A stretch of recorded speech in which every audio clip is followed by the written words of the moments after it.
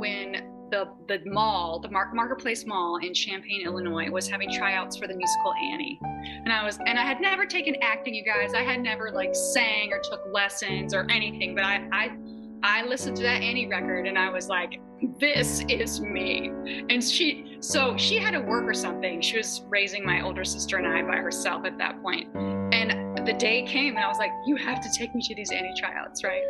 And I had no idea what I was going to sing or anything. I was just going to show up and sing the whole record, you guys, like front to back, because I had it memorized. I'm like, oh no, they're going to want to listen to that whole dang record.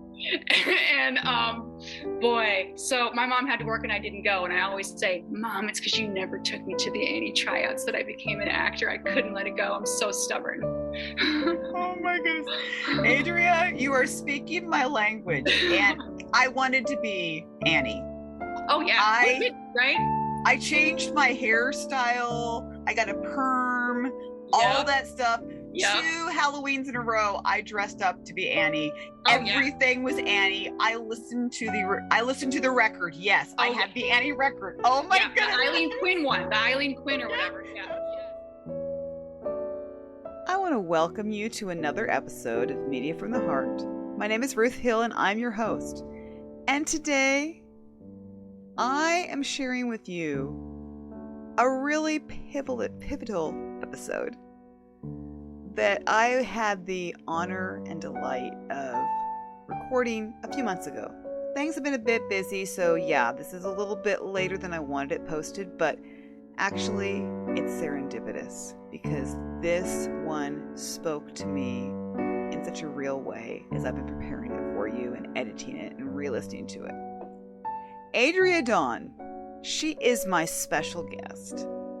And this woman and I connected on such an incredible level.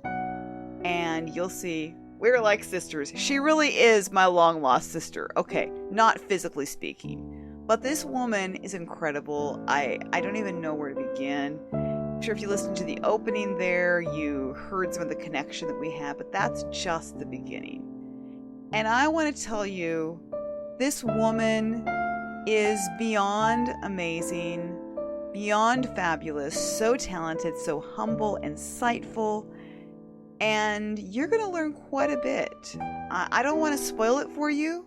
There's so much packed into this little over an hour that we spent together, and you are going to love every moment of it. And if you don't fall in love with Adria, then maybe you better check your pulse, because I tell you, the woman is amazing. So sit back and relax. I will see you on the other side. I want to welcome you to another episode of Media from the Heart. My name is Ruth Hill and I am your host. And oh, I am so excited today. I know, I'm always excited when I have one of these episodes, but I'm really excited today because I have another amazingly gifted, lovely woman, very accomplished, and her name is Adria Dawn. So thank you for being here, Adria. So glad that you could be here. I have a beautiful virtual audience made up of these fantastic people. We'll probably hear from some of them on a little bit later. We'll probably hear from them. Because usually about halfway through, that's what I didn't tell you, usually about halfway through, they will come on, we'll have some of them will come on and ask questions because they're pretty cool like that. But as a way to introduce us to Adria, the very accomplished Adria. Oh, gee. No, you are definitely. Adria Dawn is a multi-hyphenate who grew up in the Midwest and broke into Hollywood working as a Levi's model. As an actor, she is most known for playing the dysfunctional outcast April Tuna on Ryan Murphy's high school cult hit Popular, receiving a nomination from Jane magazine for Gutsiest Woman on Television. Adria's roster of acting credits steadily expands, always adding memorable roles to her resume. As a director, writer, and producer, Adria is most known for her films for social change, including the educational film series Kids Matter and her multi-award-winning Black Lives Matter film, Karen, Her latest film, Gray Area, premieres at the New York Socially Relevant Film Festival in March 2022, and we'll be talking more about that in a moment, and deals with gray area drinking and mom wine culture. She operates Tarleton Dawn Productions with her husband and partner, David Tarleton. TDP is a boutique production company whose award-winning projects include series, plays, music videos, and films. As an educator, Adria specializes in teaching on-camera acting. She teaches at Acting Studio Chicago, the Performers School, and out of her private studio. She has toured colleges throughout the United States and Europe, teaching the art and business of acting for film and television. So, Adria, we just want to welcome you. So, yes, when I said that you are very accomplished, come on, you can't read that and say you're not accomplished. You're very humble, I realize. Thank you, Ruth, for that warm introduction too, and you have such a great energy. I'm really happy to be here. I'm so glad. It is great. It is great to have you here. I love having you here for a variety of reasons. Now, don't get me wrong, I love interviewing the Hallmark stars and the heartthrobs and all these different people that the fans really love. But for me, I receive such great joy from interviewing people that maybe aren't household names. Yeah. Just because we are able to do something, I love being able to introduce people like you who are working hard behind the scenes. Oftentimes you don't get all the recognition. You know, you're not on the red carpet of Hollywood going to all those big fancy parties that you always hear about. Right. That's not what you're doing all the time. You're getting in and doing the work, and I think it is phenomenal. I salute you for everything that you're doing. I was thrilled to read your bio. And so what do you say, multi-hyphenate? Yeah. You are like, you're not just doing one thing, you're doing a wide variety of things. So and that's good and bad. You know, you can like have a bunch of hats and you're wearing them all right, and then you got too many and they fall off. But you know, I like to be challenged. So wearing them all at once is sometimes very thrilling. That's cool. Well, it sounds like we might be kindred spirits then, because I love to be challenged too. And I can't do just one thing. Right? You get bored for a minute and you're like, what else is there? Exactly. So I hear you. That's great. So the way you broke into Hollywood was through being a Levi model. Is that what I understand? Yeah, that was one of my first jobs when I moved there. Okay. You know, I went to college at University of Illinois at Urbana-Champaign. And I got my degree in acting there. And then I came to Chicago for a little bit and got my union cards and all that. And I did some commercial work here when I was here earlier. And then when I moved to LA, it's just sort of an extension of Chicago commercial print work. Why don't we try print work here too? And then I booked the Clean and Slick Levi's campaign when I got there. Oh, okay, cool. I can see that. I can see that your image, just even saying clean and slick, I can kind of see how they would have that. Oh my God. Yeah. And that shoot was crazy because, you know, here I am, I'm from Champaign-Urbana, which it's a college town and all that. But they're like, yeah, we're going to shoot this in Death Valley in Las Vegas, and all around there. And you're going to be wearing, winter clothing. Oh no. Oh my goodness. So I remember it was like 120 degrees in Death Valley, and then this jacket in the middle of this rock with the sun beating down on me and just dripping in sweat. And I'm like, oh my God, I'm going to die. But it was also like such a hoot and so fun. But I remember, I was sweating my brains out. Oh my goodness. That's incredible. If I remember right, my dad actually did basic training near there. I seem to remember him telling me stories about near there. My mom, who's also in the room, is saying, yeah, I'm right. I remember him talking about and this was back years ago. I mean, we're talking decades ago at this point, but I remember him saying that he had to take salt tablets because it would be out during basic training. And he just has that memory, you know, that was back in the day. So yes, I mean, it was so hot. It was so hot, but it was so fun too. Yeah, exactly. So Adria, why acting? Why did you go the route of acting and filmmaking? You know, why acting? Well, I'm writing a memoir right now about like just myself and my events and in hopes to sort of share with others. But I was thinking about this already, like, why acting? Why acting?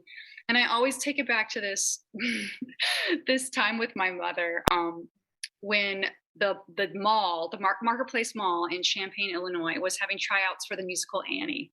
And I had never taken acting, you guys. I had never like sang or took lessons or anything, but I listened to that Annie record and I was like, this is me. And so she had to work or something. She was raising my older sister and I by herself at that point.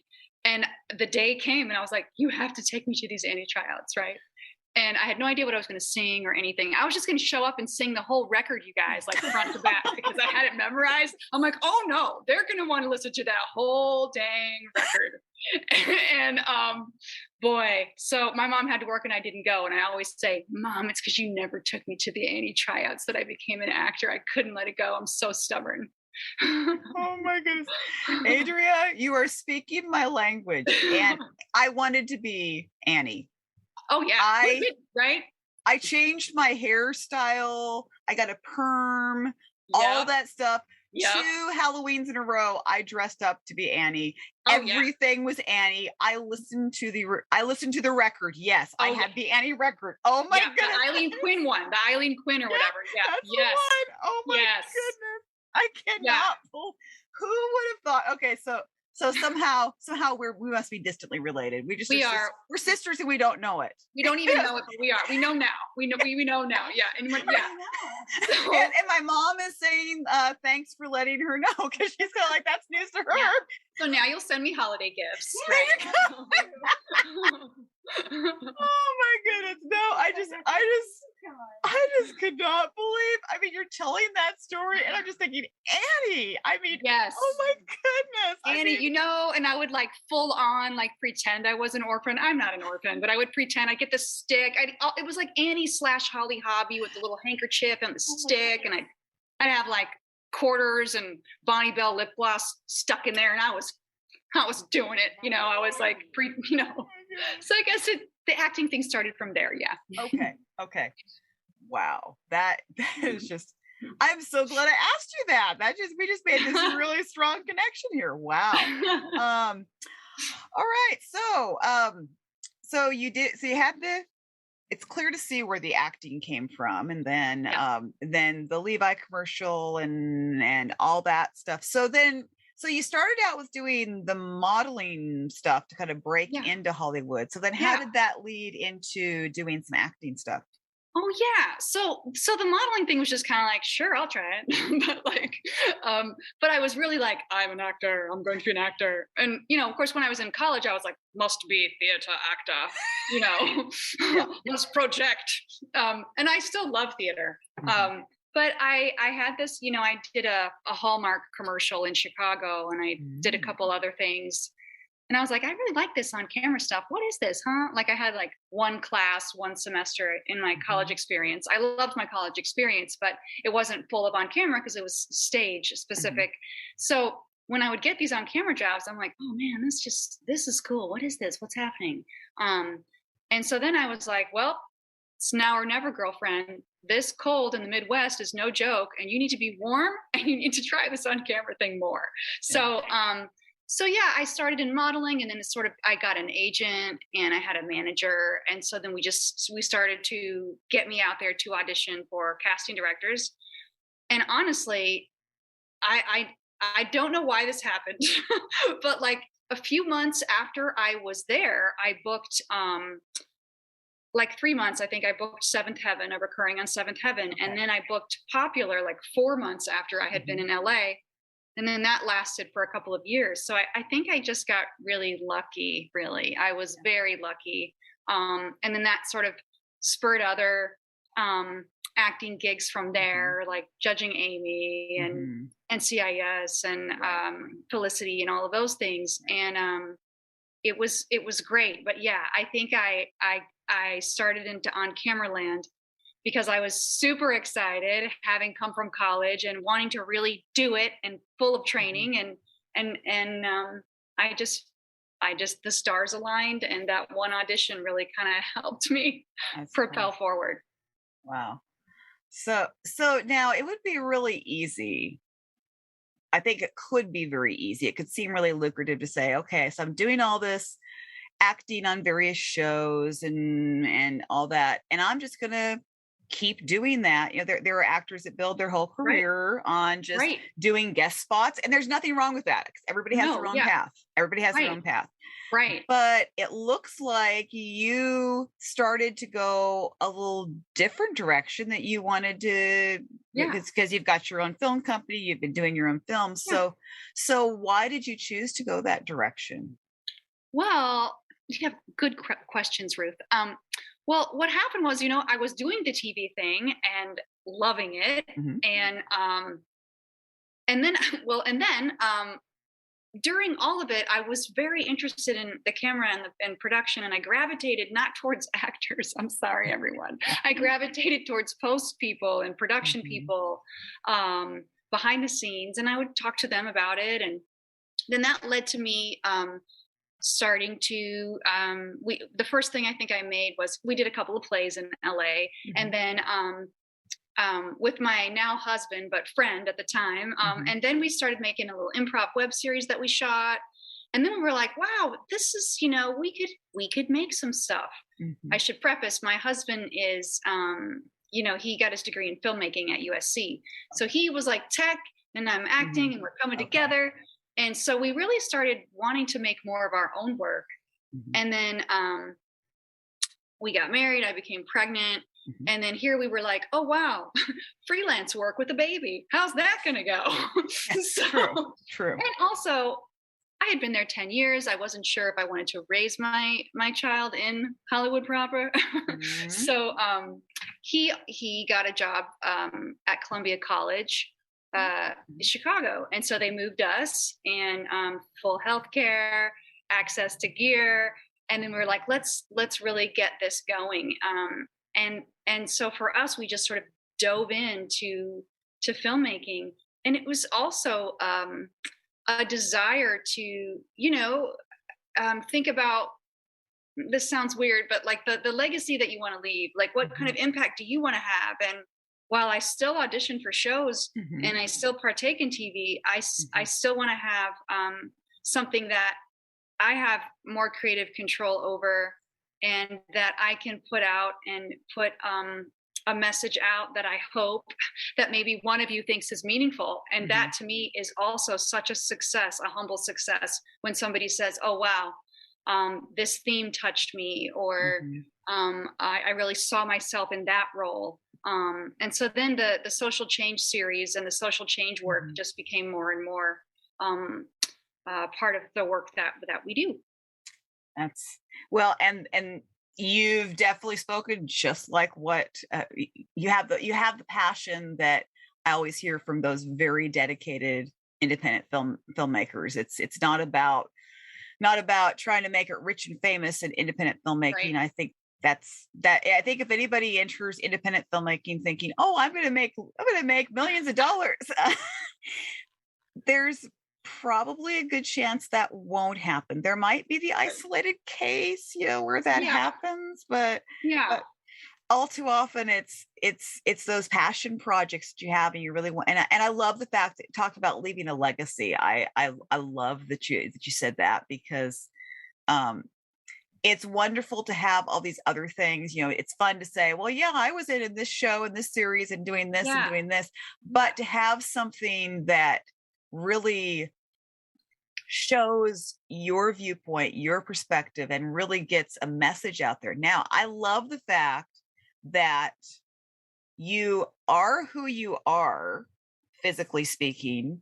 Just, the things we can't change about, because it's like that's always the thing. I'm a blonde white woman. I can't Right. change that. It's like that's Right. who I Right. am. I can't go and change Right. that. Right. But I love the fact that you have these projects out there that are about social change. I love that, because so often it's Yeah. people who look like us. Nothing, this is not trying to be racial in any way, but it's just Right. assumed that we don't care about that. Let's just put it that way. This is the media would like to say people like us don't care about it. And I love Right. that you are stepping out and doing something, and you're saying, no, I do care about it because I care about it too. So Yeah, I think a lot of people care about it. I think, mhm, maybe, and again, this is coming from a woman that looks like me, but mhm, like I think most people are good. yeah, Do you know what I mean? I don't think that everyone's terrible and horrible, but I mean, I mhm, think those people exist, but mhm, I think a lot of us want to do well. A lot of us want to be our best selves and connect to others in ways that we can. So a little bit about me. mhm. I actually come from a biracial background. Oh, Um, wow. my late biological father is half black and half Oh, white. My okay. grandmother's still alive; she's black. My grandfather is white, and so um, you know, growing up with them, it was interesting because my grandfather was a painter, and he would make these sort of. He has a series that's really political about racism in the Mhm, 60s and 70s, and I sort of grew up watching him and my aunt and my uncles and my father with their racial struggles, and I feel like that somehow influenced me to want to support. mhm. Um, and anyway, I would have wanted to support this anyway, but Oh, it yeah. is part of my background. Oh, that's cool. My mother raised me primarily, and my stepfather, but they're definitely a giant influence in who I am and what I want to promote and support. Yeah. No, that's great. I didn't know that. So I'm actually glad I asked because Yeah, that just shows that you can't judge somebody just by the way they look, and we do that. I mean, look at me. I we just do was that. I was and not that I was doing anything wrong, Oh, but not at all. but Not at all. No. but it's just always interesting how we tend to just look at somebody and we assume that we know their backstory, we know who they are, and Right? really we don't. So Well, yeah, and it's not something I'm like, "Hey, everybody, right, right, right, right, I'm a right. I'm a quarter African American," but like, Right, exactly. but Right, right, right. but yeah, it's just part of the lens that I look through. Mhm, Again, I live my life as a white woman, but mhm. I have a colorful, beautiful family that That's cool. I like to support. That's amazing. So I did want to talk about, so you have a series called Kid Matters. Is that, or Kids matter, yeah. Kids Matter, that's it. Mhm. And so can you tell us about the series, because I'm really intrigued by it. Oh yeah, thanks. Thanks for asking. It's kind of fun to talk about your stuff. It's just like Yeah, right. you're creating a space where we're talking about what we're doing. Yay! Yeah. um, so Kids Matter is a series that my husband and I make with a school called the Performers School. So Tarleton Dawn and the Performers School merge Mhm. together to make Revealing Media Group, and we make Kids Matter inside the minds of teens and tweens. And basically, it's I think we have 7 films now, 7 short films that all deal with social change with middle school, primarily middle school, and some high school kids. Mhm. So uh, they deal with things like social exclusion, cyberbullying, depression, anxiety, underage drinking, gun control in schools. So yeah, we make, so it's part of, so the it works like this. Like we have a 5-week filmmaking class that we work with the students with, and then on the last week, over like 2 days, a mad 2 days, people, Uh-huh. all these kids running around, we shoot the movie, and then we edit it, we work with a composer and sound design, and then we come back and we have a little screening for the kids, and they love it. And these films, all of these films now, are educationally distributed Mhm. through the US and Canada and Australia, and Europe. So they get inside classrooms and hopefully spark conversation about hard topics that the kids are facing. That is awesome. I'm so glad I asked. Like, wow. Oh, I'm glad you did too. yeah, that just, as you know, 'cause since I was an educator, there, and Yeah. and really, once you're an educator, I mean, I still have that heart for the kids, definitely. Um, Yeah.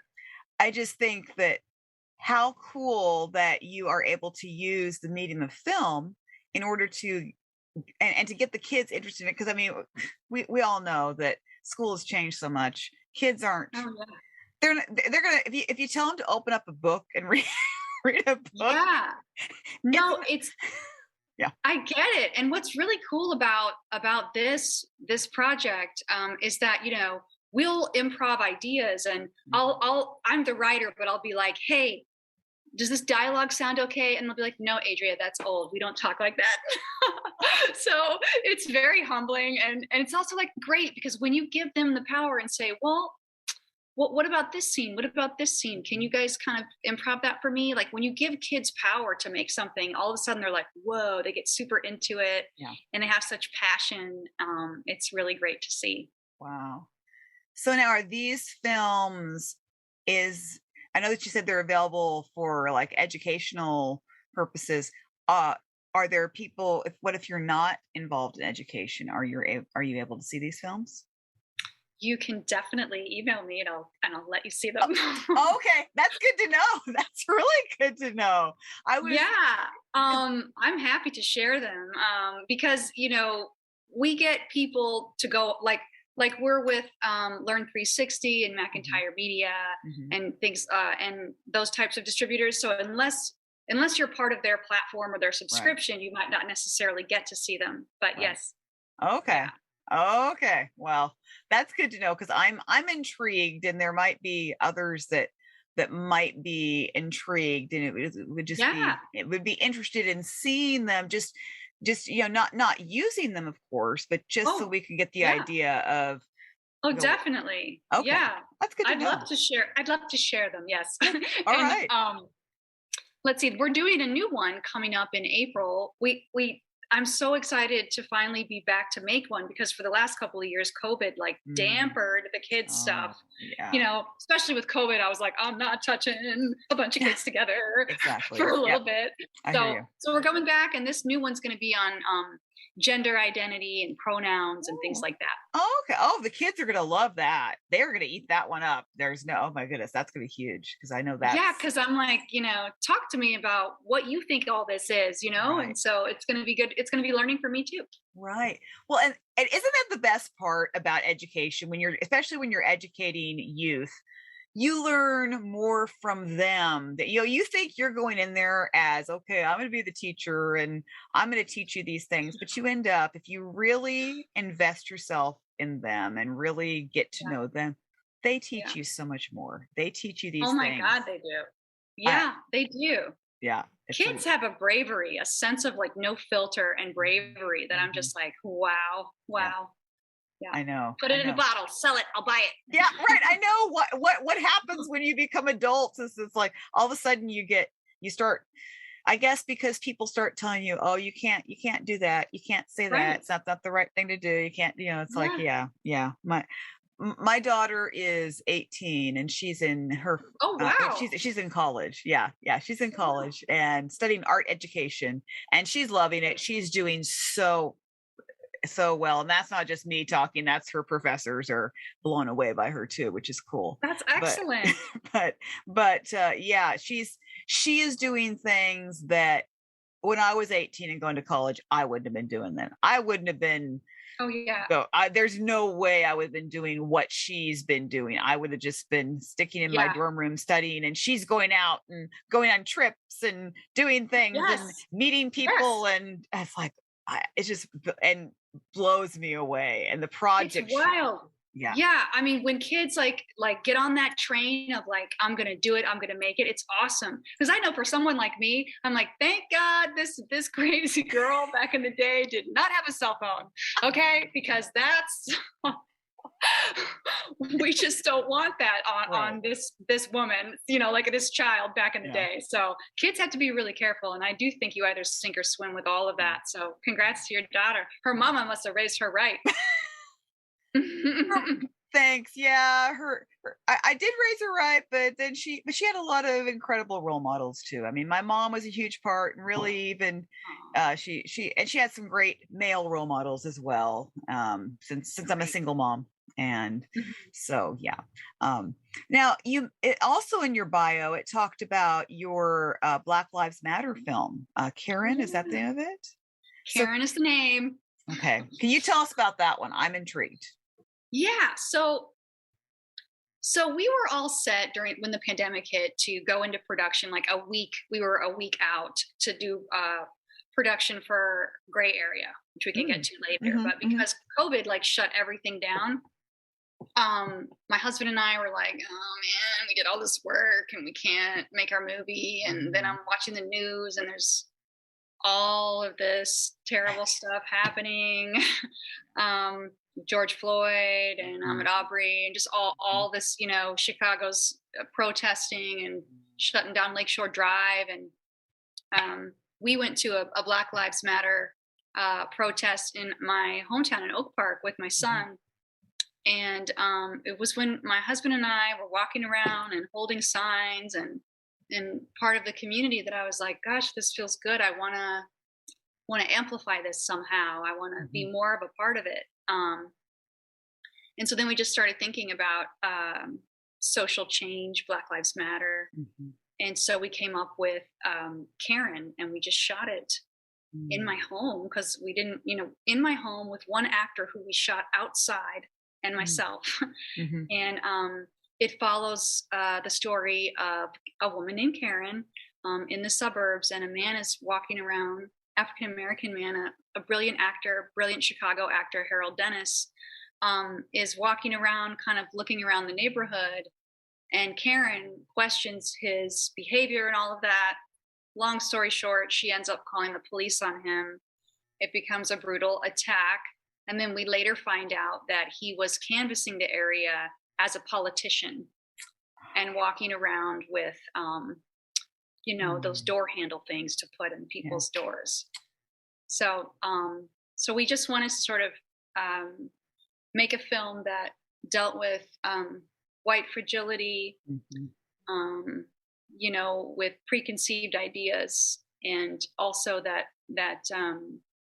it was important in the last frame of the film to show that Karen actually feels bad and has empathy after she realizes what happens. She sees the dried blood on her sidewalk and she sees the pamphlet, and then it hits her that she called the police and she caused this. And so then that moment of empathy, I think that's the spark that can potentially start the road to change. Right. Wow. Yeah. And that really goes to what I was saying earlier, that appearances are deceiving. We're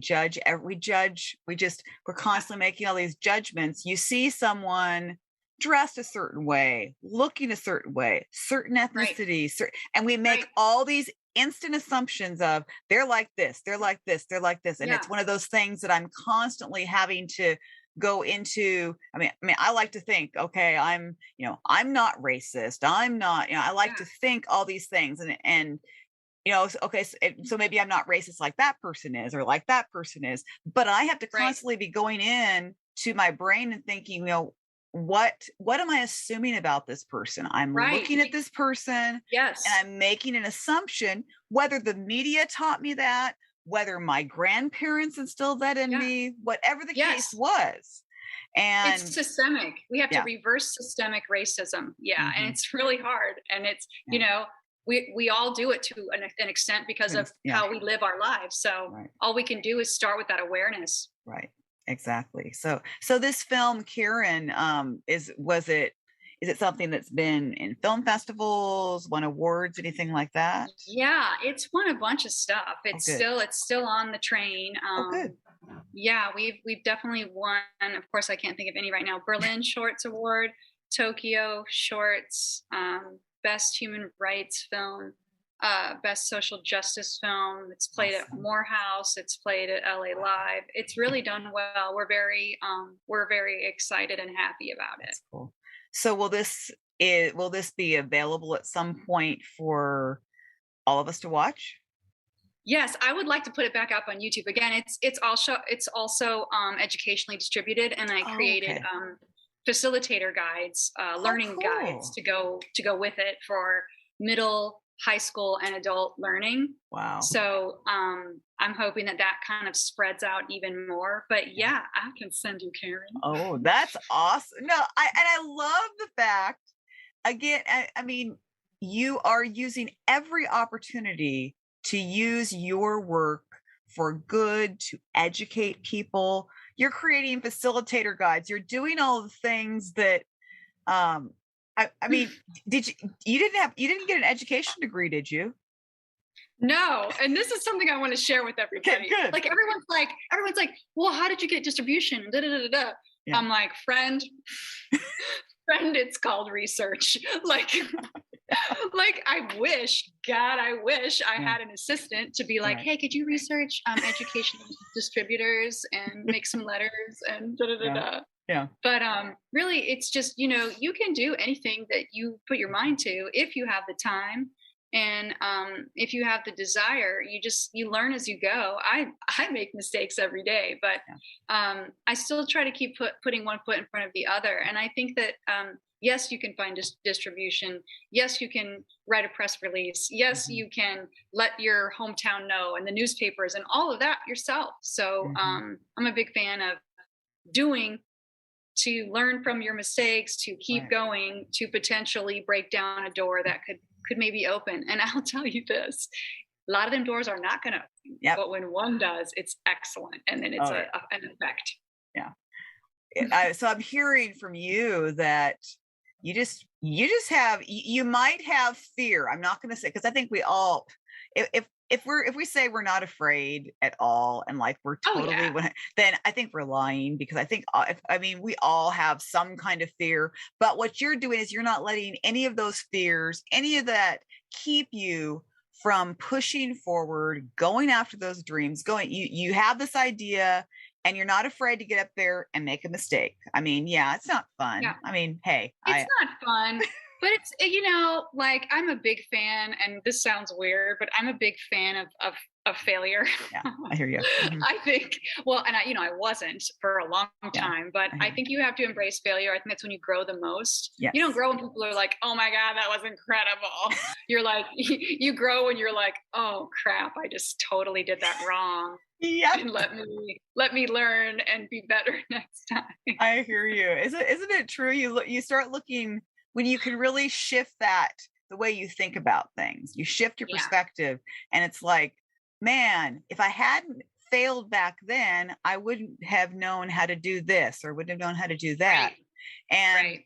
And so, I'm back in college right now too. And I remember my first term in college, I'm an A student. And when I got my first C, I actually went back and thanked the professor and said, I am so glad you gave me a C, because you actually helped me. If you wouldn't have given me that grade, I would have just been like stuck there and I would have been thinking I was okay. But since you gave me that C, then I was able to raise the level, understand what I need, because I was, here I am in my 40s going back to college. I've been in college since I was in my 20s. Yeah, exactly. Cool.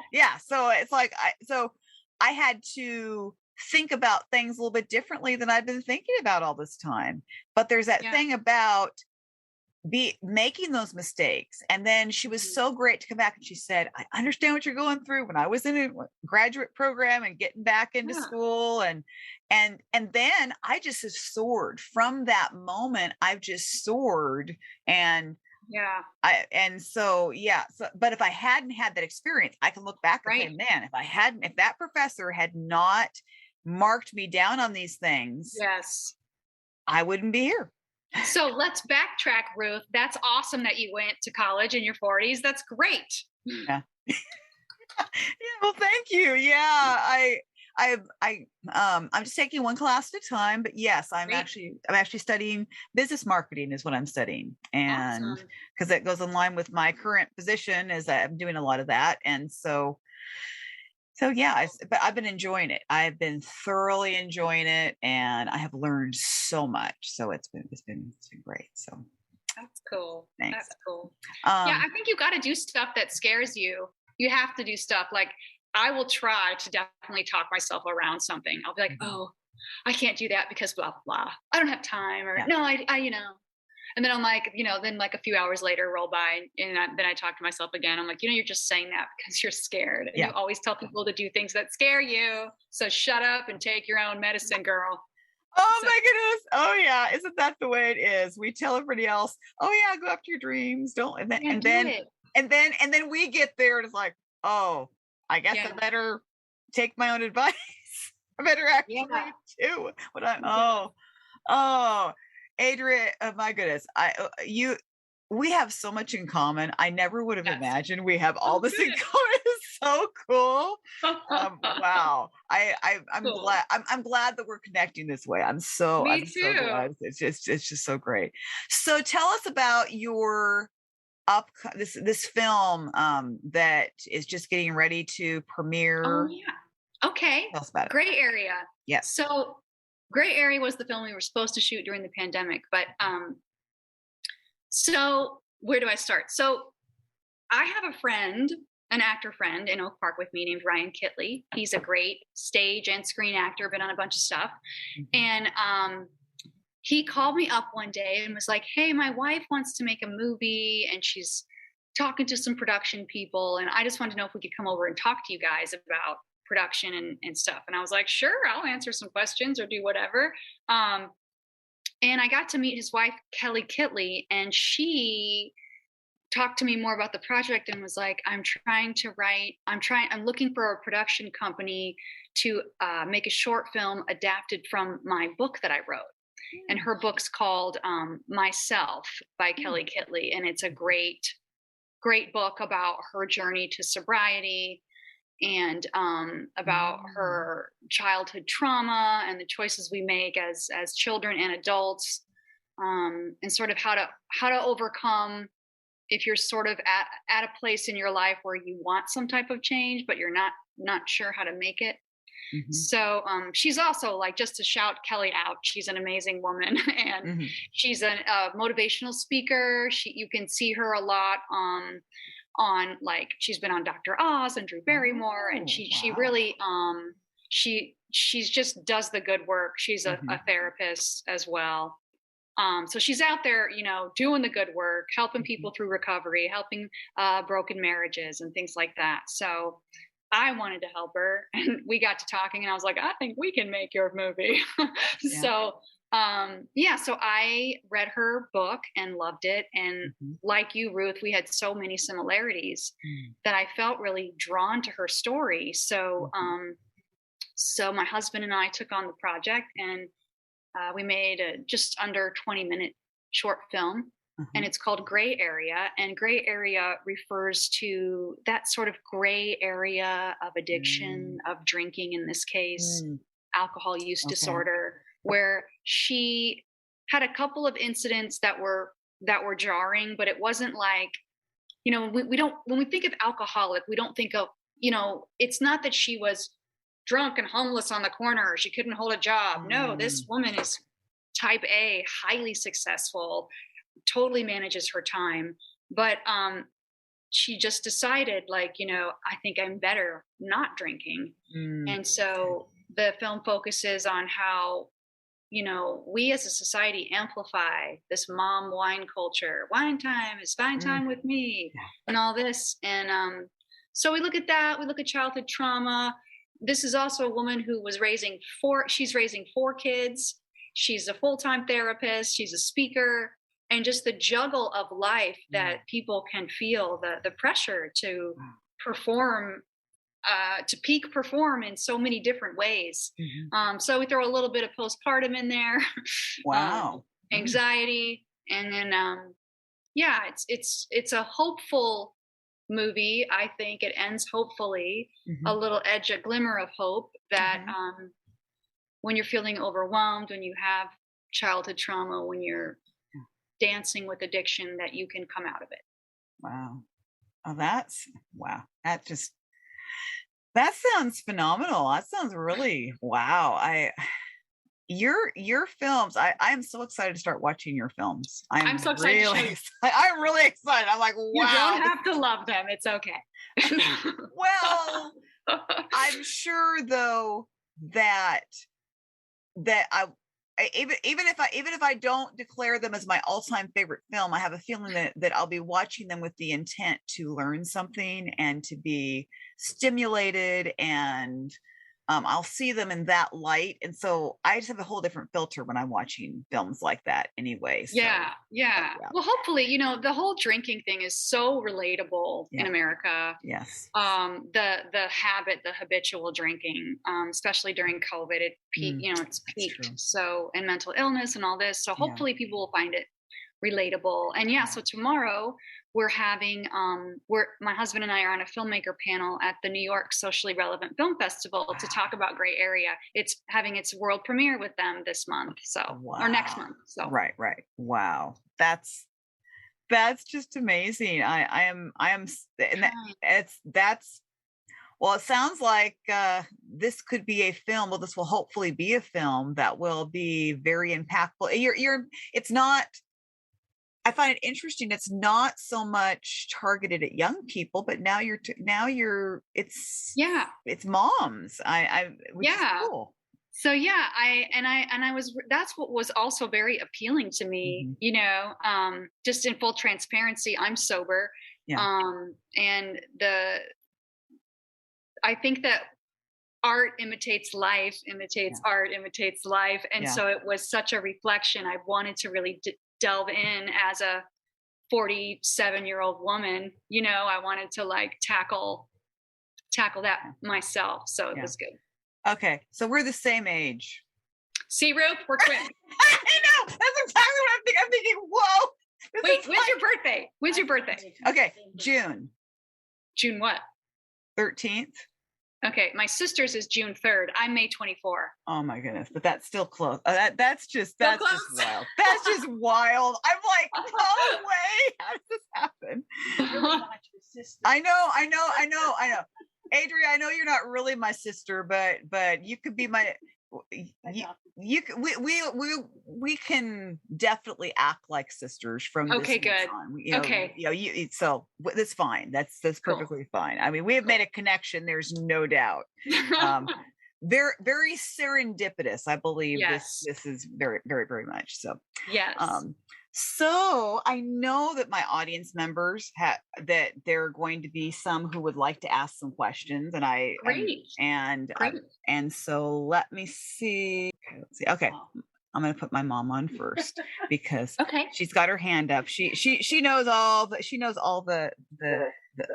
this. So I just have, when you go back to your Annie days, I want to know, did you have a Sandy that stood 3 feet high? No. I made Ruth. I said Martha. I made Ruth a Sandy that was 3 feet high and with a little red dress. I have her sit exactly in her curly perm, and Sandy sitting beside her. I have a picture of a chair sitting on top of our dining room table, and there's Ruth at 5 or 6, something like that. Sandy sitting beside her, little orphan Annie. Oh my God!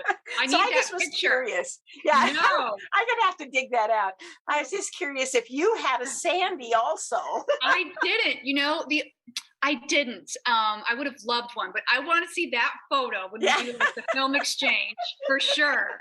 The only thing I got to do Annie related was when I was in college, we had to go through a musical theater class. So I got to be Mrs. Hannigan, and all the classmates ran out with Cabbage Patch dolls and things like that. But I never got the awesome big doll. Okay, I was just curious. I had to know.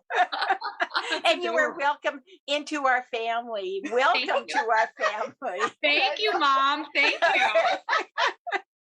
you.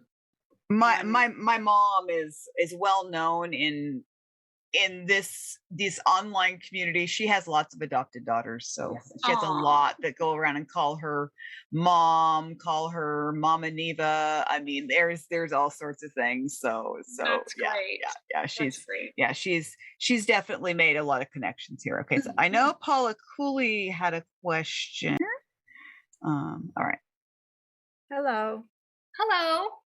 I have a lot of film questions because we don't really get a chance to. They're always actors or you know what, and so I'll shut up if anybody else wants to ask questions. I got questions. I got a book full. So Oh my goodness. Oh, first I have to say is my husband graduated from Champaign, Illinois High School. which one? Like from Champaign or from? Champaign. Okay. Oh, awesome. Yeah. Like Yeah, Central or Centennial? My father-in-law, this was way before your time. My father-in-law was principal. Oh my gosh. So that's That a long is a time small ago. world. Yeah. So what I want to know is, I have a daughter. My grandson has a girlfriend who's studying film right now at the University of Miami.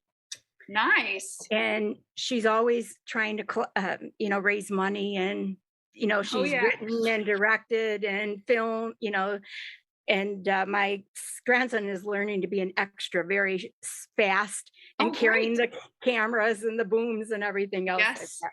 But what is you said several times a film short? What makes a film a short? Oh, it's the length. So instead of a full feature, like an hour and a half movie or whatever, shorts are like, I would say most of them are 20 minutes and under. Okay. All right. And then it said that you were an executive producer. Now, what is involved in that? I mean, yeah, that's a great question. So executive producer would mean that they have, it's up there with like executive producer and creator. They often have like similar duties, which means that they're running the whole show. So like as a boutique, sort of mom and pop production company, I like to call us. My husband and I are executive producers on everything that we work on because we want full creative control. So that means that we produce, that means we cast, that means we edit, that means we shoot, that means I'm directing actors on set, that means I write. So now that doesn't mean that every executive producer does all those things.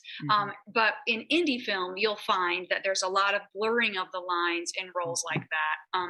But typically an EP is up there with the creator, meaning that they're wearing many hats that include producing, directing, editing, writing. Now you said that they're called independent films. How do you go about financing them? Because that's what Elena found very hard to, because she had to come up with her own GoFundMe page or something. Why, yes, definitely. Yeah. That's a great question. So, well, it depends on the project. Like when we make Kids Matter, the students from the school pay for the course. Okay. So for that's how we're funded. And for me, I get paid some, but I'm doing this because I'm feeling it, right? So, but there is a stipend we get. We have to stay within that budget to make the film. And that includes all of the posts, the screening, all the props, all the costumes, my crew, everyone has to work within those confines. With Gray Area, Kelly Kitley fundraised the entire film. So I think it was a budget of around $40,000 and she came up with all of the money. So that to me was great because I couldn't, because I'm executive producer, I can't do anything but all of those things. So I was like, you in charge of fundraising, it's her project. She owns the rights to the film. So she raised all of the money. And as far as like Karen was made on a very, very small budget because we shot it in our house and there was 2 actors. And so, I'm SAG-AFTRA, I'm a member of the union, so I have to follow those guidelines, but there are contracts available through your local SAG-AFTRA Screen Actors Guild union that are very malleable and flexible in terms of using union talent. There's also other platforms, like we have a feature right now we're trying to raise a ton of money for. If anybody has $2 million, so, just throw always $2 million, I'll take it. But we're going to have to, we're looking into finding investors, looking into where people have money. I think the biggest mistake that people can do when they're fundraising for a film is only looking at their immediate network. Yes, we'll get money from mom and dad, but we need to reach outside networks of people that have, the big money. Yeah. So how you do that is usually through your different layers of your network, your close people, your friends, your acquaintances, and it's through that whole strand of network that you can potentially find an investor. But largely it comes down to Indiegogo campaigns and GoFundMe and all of that. So it's a lot of self-raising, but I think that there is validity in trying to find investors. And then is it hard to get, or how do you get your film into a film festival? This is a great question. So there is a site that a lot of filmmakers use called Film Freeway. And it's like a organized database of a lot of film festivals are on there. Not all of them, but a lot of film festivals are on there, filmfreeway.com. And you go in there and you make a profile for your film. You have posters, stills, the film, a description about it, people attached to it. And then once you get that organized onto the Film Freeway site, you can just go in and look at all the different festivals, and you could put in Chicago festivals and they'll all pop up. You could put Los Angeles, you could put comedy, and then they all pop up. Some are free. The majority of them cost money to submit per festival. Once your film starts getting into festivals, you sometimes can get coupon codes that festivals send you to break the cost, sometimes upwards of 60% off. But the festival submissions can vary anywhere from free to like, $70 or something around there. So you want to make sure that you target the film festivals that you think that your film could actually potentially get into. So like, for example, for me, when I make a film, I'm hitting hard the brand of social change. Thusly, the New York Socially Relevant Festival is screening our film, right? I've also been in horror films where you look in that genre, horror film festivals. But if your film has a brand or tags or topics that are catchy and that you can put in there, I think it helps you cater to which festival you would enter. So like if a festival you submit it to a festival and they get like maybe hundreds of short films. Yeah, they do. How did you, I'm going to say lucky, but how did you find out that you got chosen? I mean, were you thrilled to death? I mean, I am. I think too, I'm glad you're asking me this, because I have to remind myself that like, it is great to get into festivals because I've been making films for so long now.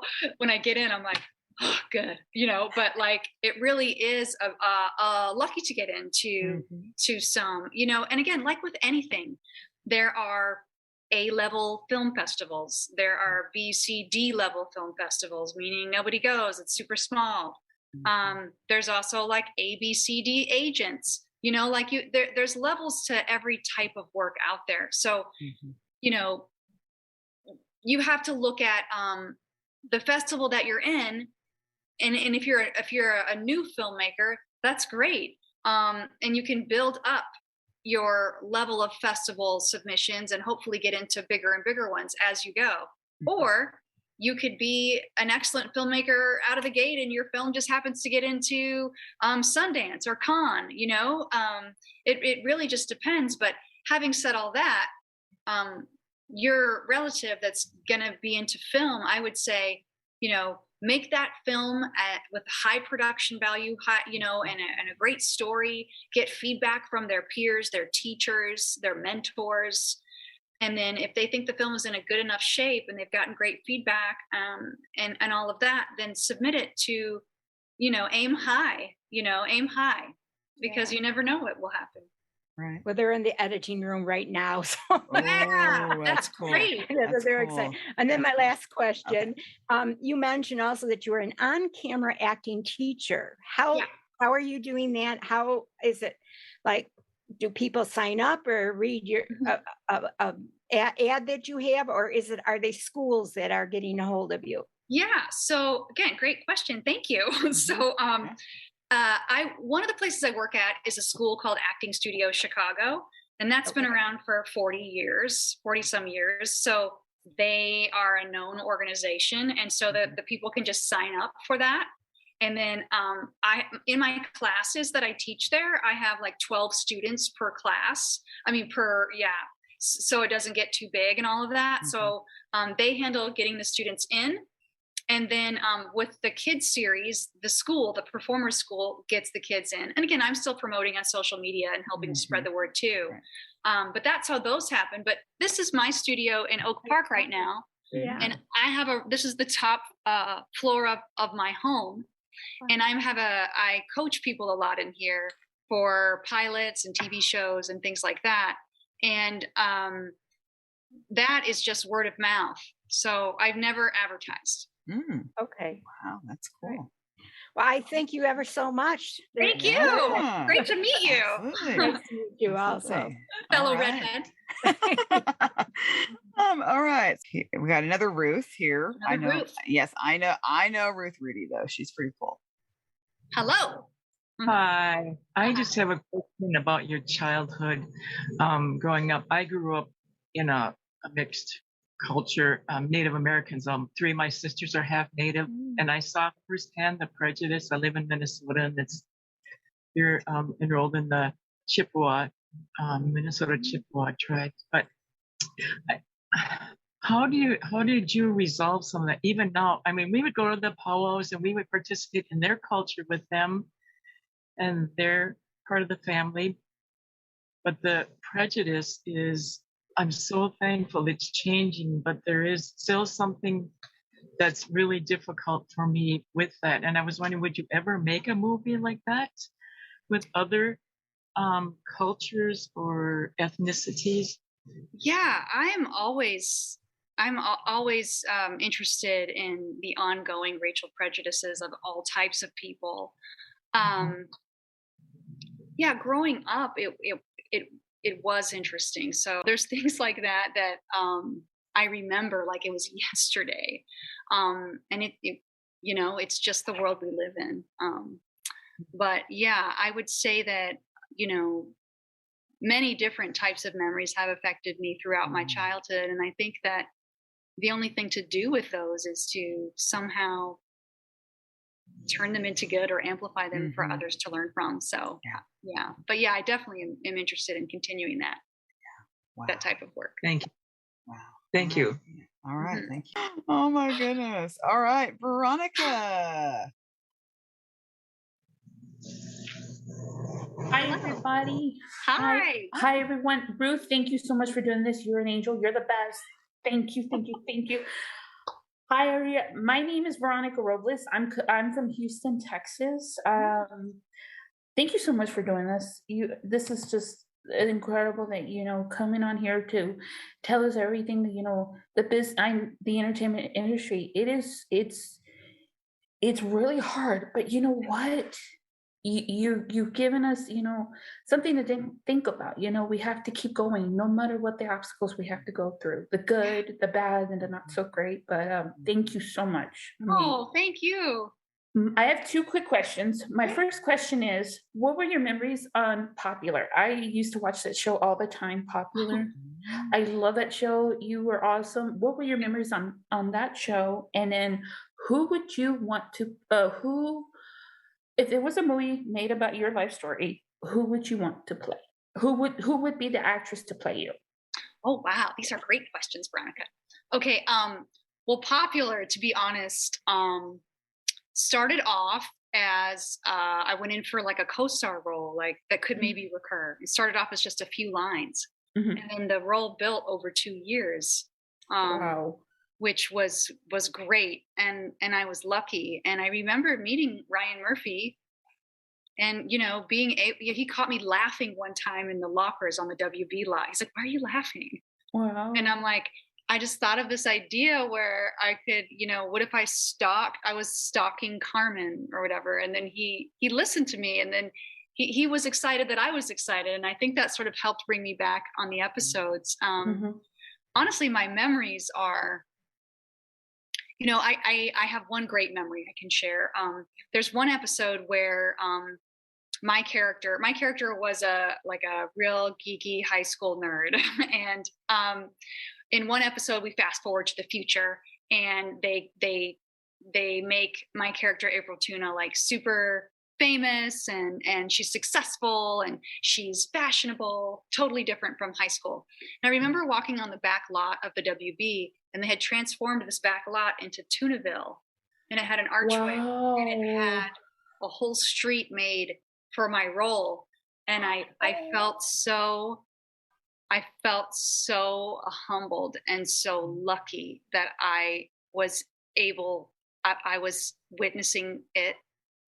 And so that to me was an incredible memory that I'll just never forget. Well, I love the show. I was sad they should not have canceled the show. Oh my God. Yeah. I was sad. I was like, darn it. I mean, going through school, it's really tough, being a kid, trying to fit in, and bullying, in education, it's really hard. Myself I took the risk at age 30 years old to go to college. Yeah. At 30 years old, I didn't know what I was doing. I was like, do I belong here? Yeah. Having all those insecurities and stuff. But you know what? I'm doing really good right now. I've been a college student since 2016. I work as a part-time administrator for college prep, helping students since 2019. But you know what? I thank God for the people around me, to tell me to keep going no matter what. Yes. Even with everything that's going on in this world, we have to keep going. We do, Veronica. That's super important. And I think, the fact that you work with students and things too is great. So good for you for doing the work. Thank you. Yeah. The answer to your other question, who would play me? I'm a big fan of Julianne Moore.